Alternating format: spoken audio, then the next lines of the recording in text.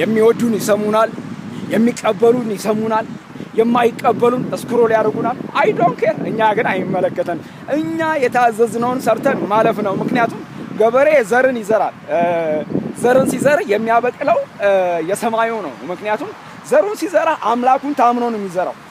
ይበቅልልኛል፣ ይሄ የዘራውን ዘር አጭደዋለሁ ብሎ ምርጥ ዘር ይዘራል። ገበሬ ሲዘራ ማለት ነው። ገበሬ ሲዘራ ምርጥ ዘር ይዘራል። የዘራውን ዘር ግን አምላኩን ተማምኖ ነው የሚዘራው። ለምን መሰላችሁ?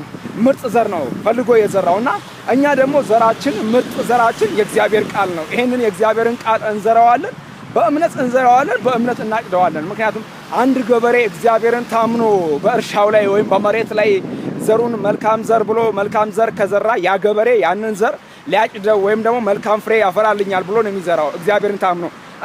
እንደዚያም ደግሞ እኛ የእግዚአብሔርን ቃል እግዚአብሔርን ታምነን እንዘራዋለን፣ እግዚአብሔር አምላክ ያበቅለዋል። ስለዚህ እንዲህ እያለን እንናገራለን በማህበራዊ ሚዲያ ላይ። ጌታ ለዘላለም ይባረክ። መዳን በሌላ በማንም የለም። እንድንበት ዘንድ ለሰዎች ሁሉ ከሰማይ በታች የተሰጠን ስም ኢየሱስ ክርስቶስ ነው እያለን ይሄንን የምስራቹን ወንጌል እንናገራለን። ጌታ ለዘላለም ይባረክ። አምላኬ እንደ ባለጠግነቱ በክብር በክርስቶስ ኢየሱስ የሚያስፈልጋችሁን ሁሉ ይሙላባችሁ። እወዳችኋለሁ። ወንድማችሁ መስፍን ነኝ። አምላኬ ይባርካችሁ።